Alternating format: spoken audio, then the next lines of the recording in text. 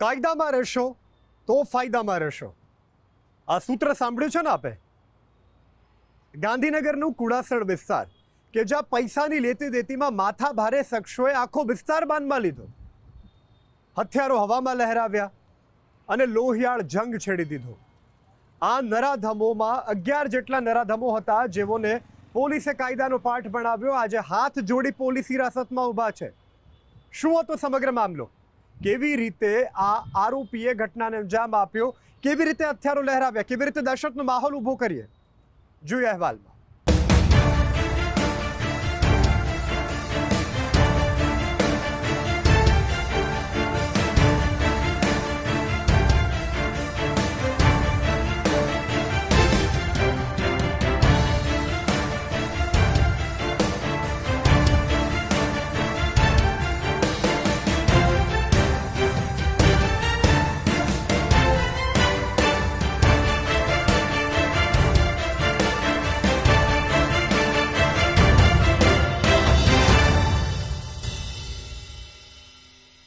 રાજ્યના પાટનગર ગાંધીનગરને અસામાજિક તત્વોએ બાનમાં લીધું.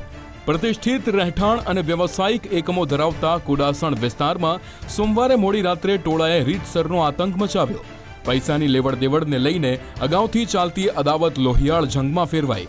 અમદાવાદ અને ગાંધીનગરના પેથાપુર વિસ્તારના 11 આરોપીઓએ હાથમાં છરી, ધારિયા અને ધોકા સાથે ધસી ગયા. સામાન્ય બોલાચાલી બાદ થયેલી મારામારીમાં ભરતસિંહ ચુડાવત અને ઉત્સવ રાજ પટેલ નામના 2 યુવાનોને ગંભીર ઈજા થતા સારવાર હેઠળ ખસેડાયા. કાર પર ચડીને કેટલાક આરોપીઓએ જાહેરમાં છરી લહેરાવી, કારના બોનેટ પર આડેધડ છરીના ઘા માર્યા તેમજ ધોકાથી કારના કાચ ફોડી નાખ્યા.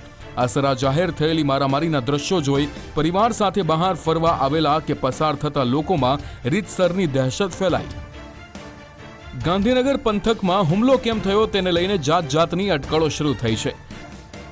ફરિયાદીના પિતા રોહિત પટેલ અને મહેન્દ્રસિંહ રાઠોડ વચ્ચે પરિચય થયો. આ સમયે રોહિત પટેલના મિત્ર શિવુજીલાલ ચૌધરીની રાજકીય ક્ષેત્રે નિયુક્તિ અંગે વાતચીત થઈ. પોતાને ઓળખાણ હોવાનું કહી રાજસ્થાન ટુરિઝમ કોર્પોરેશનમાં ચેરમેન પદ અપાવવા પેટે 1.10 કરોડ રૂપિયાનો વ્યવહાર થયો. જે બાદ શિવુજીલાલ ચૌધરી ચેરમેન ન બનતા રોહિત પટેલ અને પુત્ર ઉત્સવ પટેલે વારંવાર મહેન્દ્રસિંહને પૈસા પરત ચૂકવવા જાણ કરી.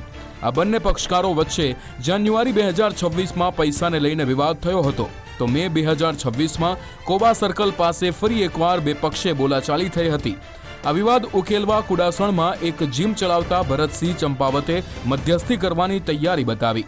પહેલાથી નક્કી થયા મુજબ બંને પક્ષો મળવાના હતા, પરંતુ મહેન્દ્રસિંહ રાઠોડે સગા અને મિત્રોને ઘાતક હથિયારો સાથે પહેલાથી જ હુમલો કરવાના ઈરાદે જ બોલાવી લીધા. આ ટોળકીએ ત્રણેય વ્યક્તિઓ આવતા જ છરી, ધોકા અને ઘાતક હથિયારો સાથે હુમલો કરીને વિસ્તારમાં દહેશત મચાવી. આ હુમલામાં ભરતસિંહ ચંપાવતને ગંભીર ઈજાઓ થતા ખાનગી હોસ્પિટલમાં સારવાર હેઠળ દાખલ કરાયા છે.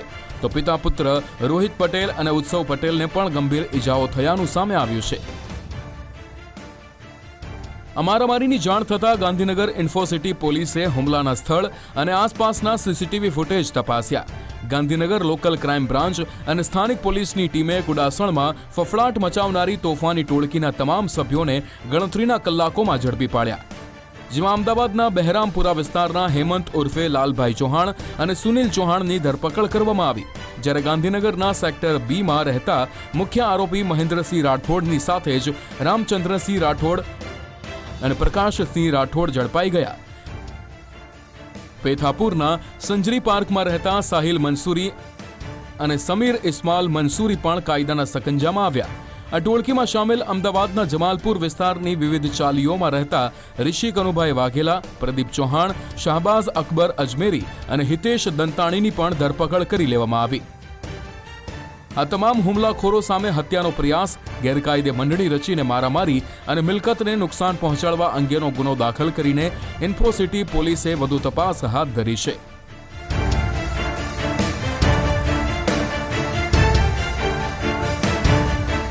તો આ પૈસાની લેતી દેતી બાબતે બંને વચ્ચે અગાઉથી પણ ઝઘડો ચાલુ હતો. તારીખ 17/6/2026ના રોજ કોબા સર્કલ પાસે બંનેને સામાન્ય બોલાચાલી થયેલી હતી અને પછી બંને વચ્ચે સમાધાન પણ થયેલું હતું.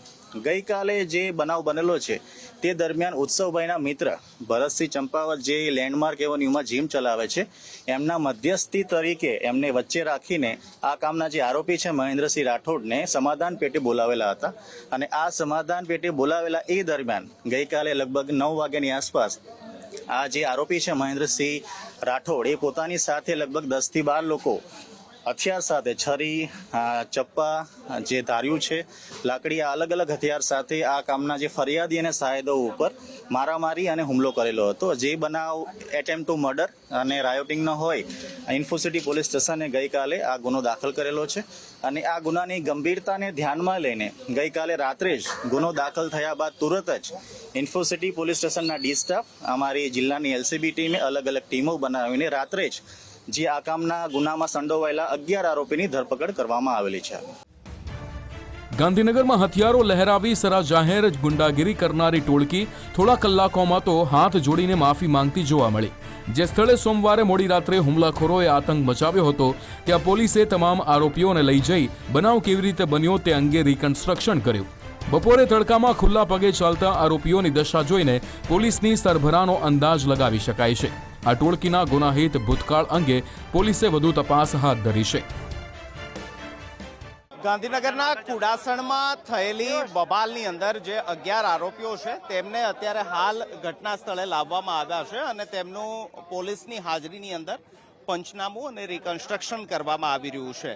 મહત્વનું છે કે પૈસાની લેતી દેતીમાં ગત મોડી રાત્રે ગાંધીનગરના કુડાસણ વિસ્તારની અંદર જબરદસ્ત આતંક જે છે તે આ આરોપીઓ તરફથી મચાવવામાં આવ્યો હતો.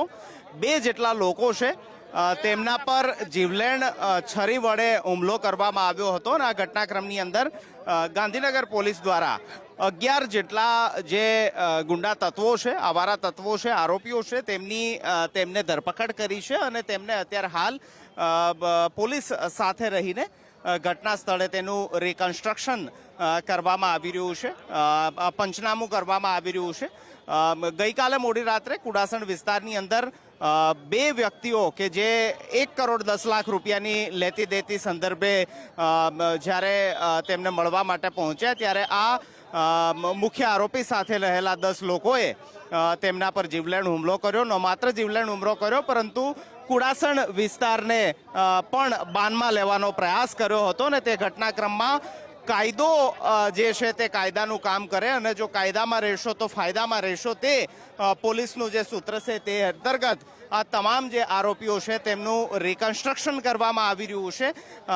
જે ગઈકાલ રાત્રે આ આરોપીઓનો જે પ્રકારનો રૂઆબ હતો અને હાલ જે આરોપીઓની સ્થિતિ છે તે આપ નજરે જોઈ રહ્યા છો કે પોલીસે જો કાયદામાં નહીં રહો તો કયા પ્રકારના હાલત થશે તે આ દ્રશ્યો બતાવી રહી છે. આ પૈસાની લેતી દેતીનો સમગ્ર વિવાદમાં આખરે સત્ય શું છે? રાજસ્થાનમાં રાજકીય સંપર્ક અંગે પોલીસે વધુ તપાસ હાથ ધરી છે. મહેન્દ્રસિંહ રાઠોડે ફરિયાદીને પૈસા ન ચૂકવવા પડે તે માટે ટોળકીને બોલાવીને મારવાનું ષડયંત્ર રચ્યાનો પ્રાથમિક અંદાજ છે. ગાંધીનગર પોલીસે તમામ આરોપીઓને ગણતરીના કલાકોમાં પકડીને હાથ જોડતા કરી કાયદાનો પરચો બતાવ્યો છે. ઇન્ફોસિટી પોલીસે પ્રત્યક્ષદર્શીઓના નિવેદન નોંધવાની સાથે જ ફિંગરપ્રિન્ટ સહિતના ફોરેન્સિક પુરાવા એકત્રિત કરી રહી છે.